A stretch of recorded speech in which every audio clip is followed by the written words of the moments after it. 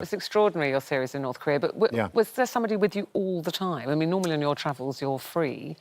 Well, we're never absolutely free. Yeah. I mean, there's always somebody around from the quotes tourist board. But in North Korea, we had two guides who were lovely, really, and I got on with them very well. And then there was a ring of people, about 6 others in the background, in dark suits, who were there all the time. But, you know, that they were really trying to help us by showing us what a wonderful place it was.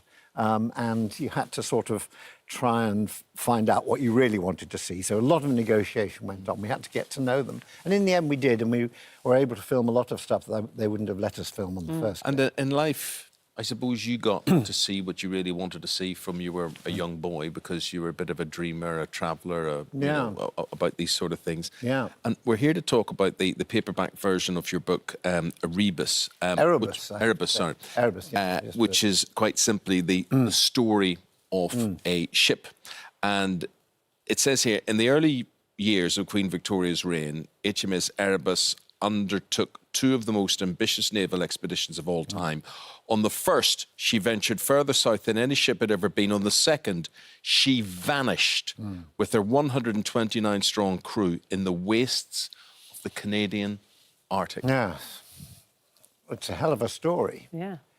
I was fascinated when I first heard about the story, not by the, the Arctic expedition, where they all died, which was tragic and catastrophic, but by the first journey, which was down to Antarctica. No one knew whether Antarctica even existed.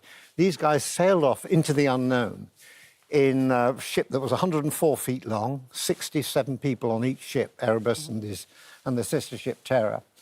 And, you know, they had no motors, they were entirely wind-driven. So if they got stuck in the ice, they got stuck in the ice till the wind changed. And that, they lasted 4 years. They found an enormous amount of information. They discovered a volcano in Antarctica. They discovered this ice shelf, 450 miles long, 200-foot ice shelf. They were the first people to see all this. And that, to me, was most fascinating, why they did it, how they did it. Well, let me ask you And this. came back to tell the tale. Sailors lived to tell the tale, unlike the second half. Except sailors are very superstitious creatures. And my recollection of school from Homer's The Odyssey was Erebus was the Greek god of darkness. And Erebus was a sort of purgatory, a place between life and hell. You would pass through going to hell, never to return. What a name to give a ship. Yeah, there was. It wouldn't be a great name for a cruise ship, was it? You're going for 2 weeks on the darkest pit of hell. Very good description. We run it last year, just like that. But no, there was a class of ship. Erebus was designed as a warship, not an exploration ship. And they were called bomb ships.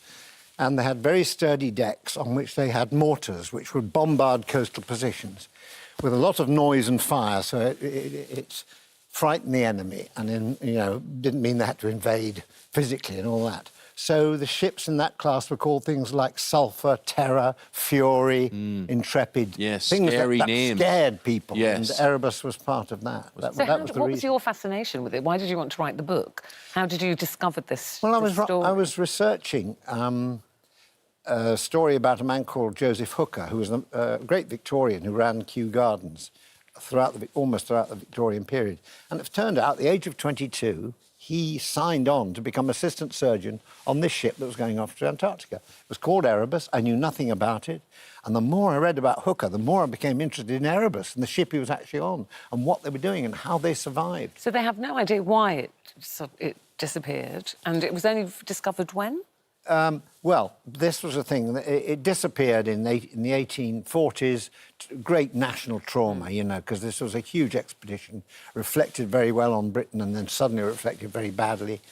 So everyone forgot about it. And it was in 2014 that the Canadian diving team discovered the hull of HMS Erebus beneath the waters in the Canadian Arctic. Only about 40 feet down, and it's accessible, and people dive. So have you been... I've tried to get there. I went there 2 years ago to the Northwest Passage. We couldn't get to the place where the ship disappeared because of the ice. Oh, right. And you think nowadays it's all melting up there. But actually, because it's melting, glaciers, there's a lot of glacier ice floating around up there. And it channels into this little area, and ships get trapped. And we would have got trapped just the same as they would if we'd gone into that area. My friend, you're about to receive your knighthood Yes, in June at Yes, the palace. that's right. Congratulations Yep. on that. Thank you. Do you still have the wanderlust, the wandering bug? I do, really. I mean, it's partly in just... I love all sorts of different ideas, and like the book, because it was a wandering bug in my head, but actually physically travelling, I enjoy it, but I want to do less now. You know, I've got 4 grandchildren. I want to sort of be around for them. And funnily enough, my wife, who's always been very keen for me to go on Off you go, long darling. journeys, yes, she's getting a little bit nervous. She was quite nervous of my going to North Korea. Well, yes, I can understand Yeah, that. I'm always fascinated, like, do you actually ever take a holiday, just like a family holiday? Let's just go to Spain. Yes, no, I do. Yeah.